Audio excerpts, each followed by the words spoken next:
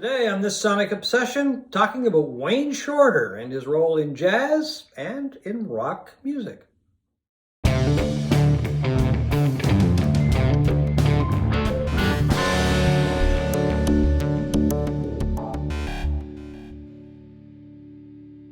Hi folks, I'm John Whidden and this is my friend Steve McLeod.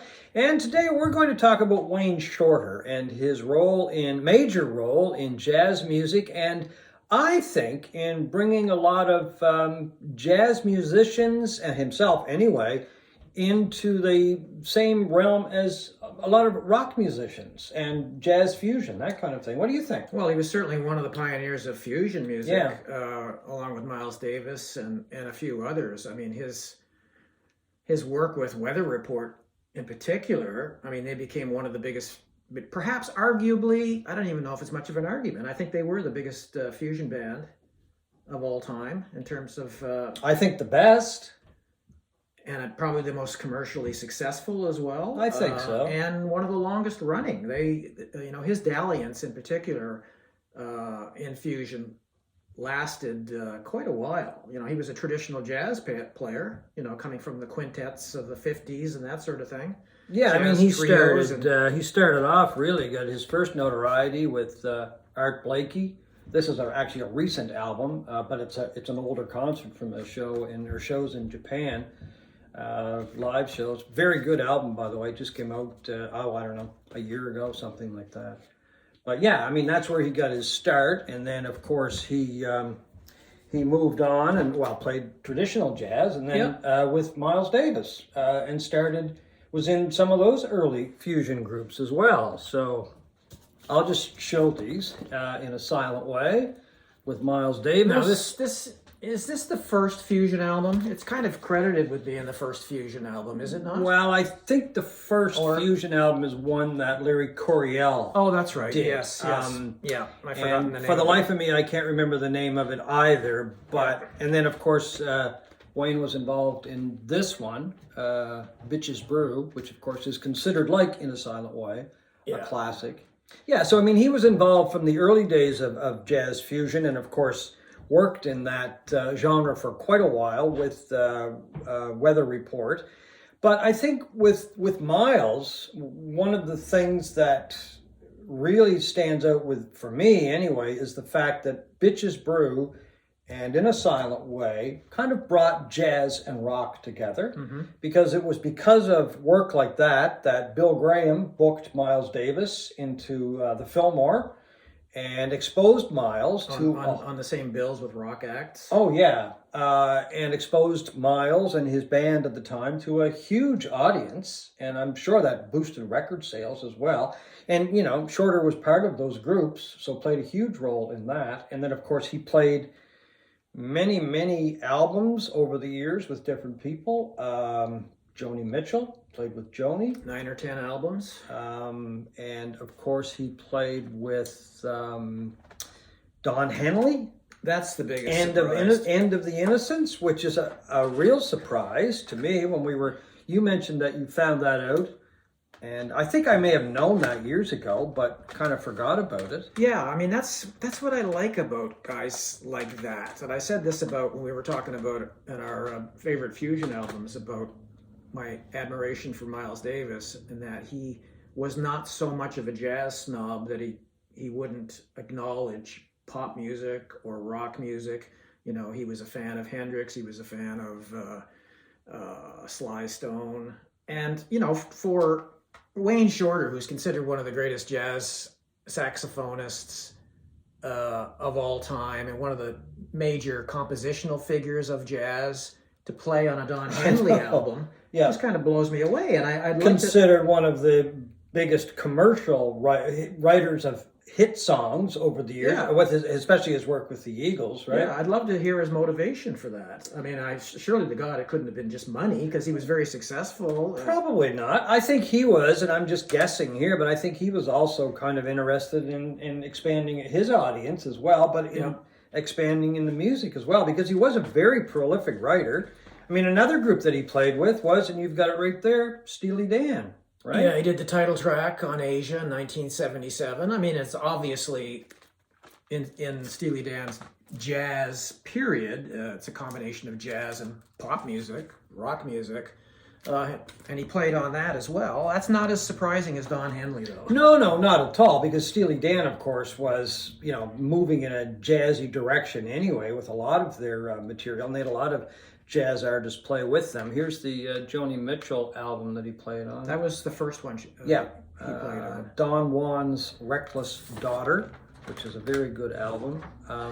But the other thing I think that we have to look at here is when people like Shorter were playing with some of the popular acts of the day, and when I say popular, I mean people like Henley and people like Joni Mitchell and Steely Dan. It kind of opened the door, I think, for a lot of other jazz artists to move over and play with a lot of pop artists and retain their credibility. Tom Scott comes to mind. Tom Scott played with Joni Mitchell quite a bit. There was David Sanborn, started off with Paul Butterfield playing in a blues band.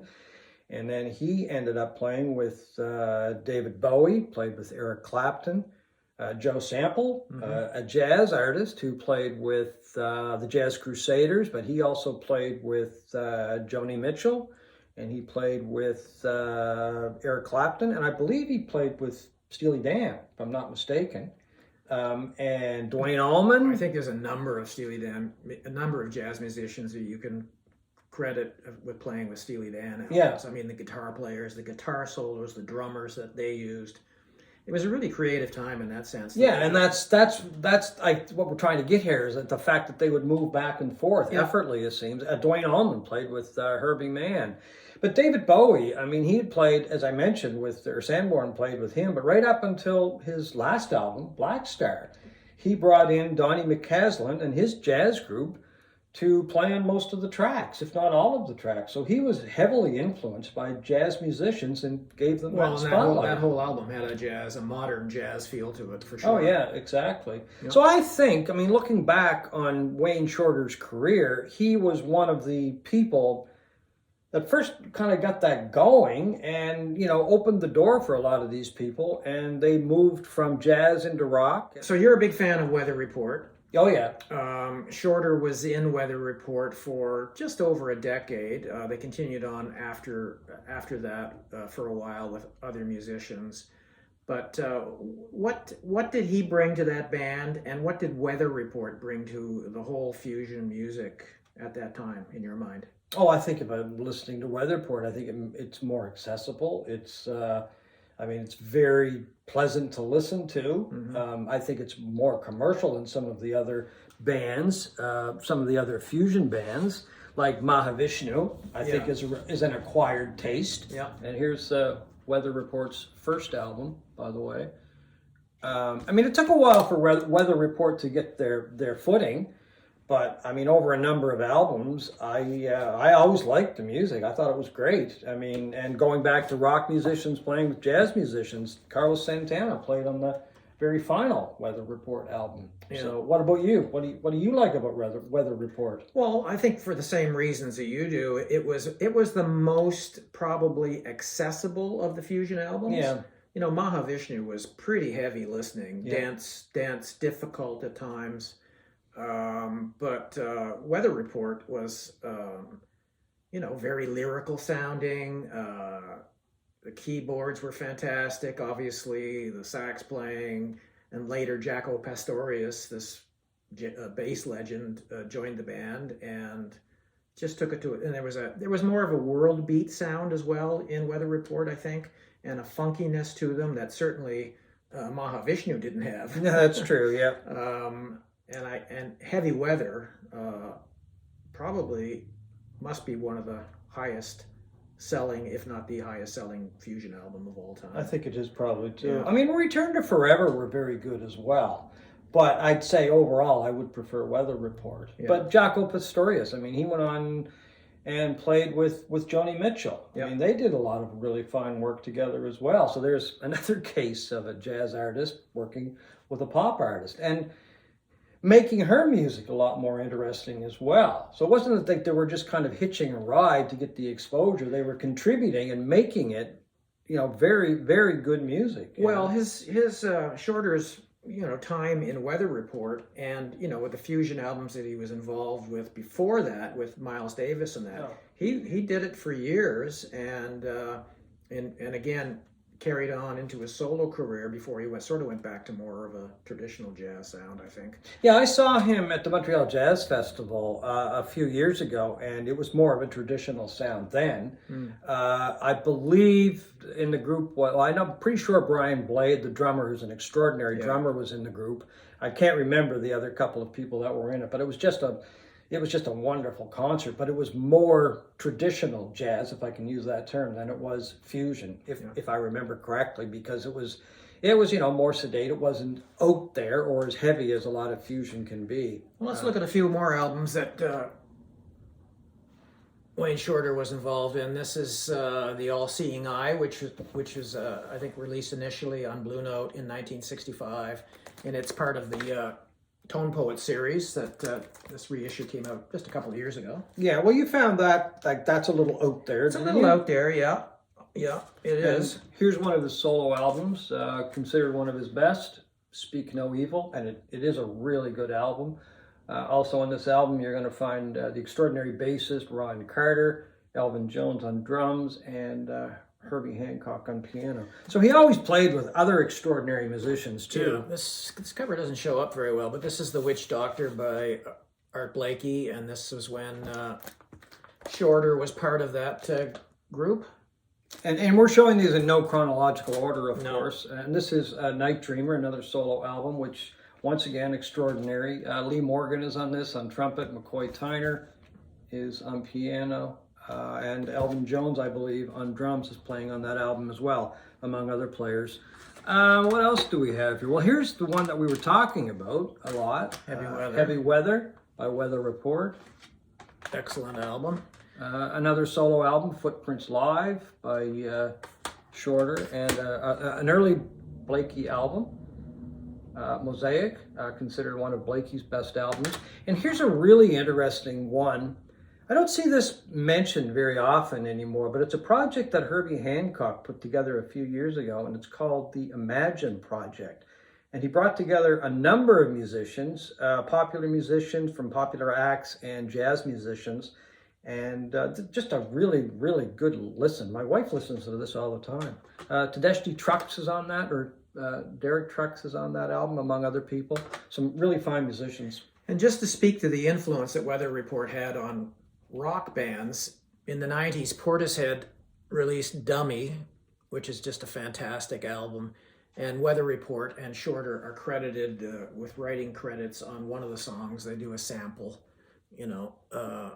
This is sort of trip-hoppy British music from the 90s, just a fantastic album. Yeah, I really like that album. But you got to remember, the other thing about Wayne Shorter is that he was a very prolific writer. Yes. He wrote a lot of material for some of the groups that he played in. Most notably, Miles Davis wrote a lot of the material that the Davis groups recorded. Herbie Hancock said of that Shorter was the only guy that could bring original music, into Miles Davis's group and not have Miles change it. So that speaks to his compositional abilities throughout his career. Yeah. Anyway, that really is our kind of tribute to Wayne Shorter, a musician that we obviously, I think we've proven, crossed the barrier from jazz into rock or popular and then back into jazz again. Just an extraordinary musician who passed away recently at the age of 89. So thank you for watching this Sonic Obsession.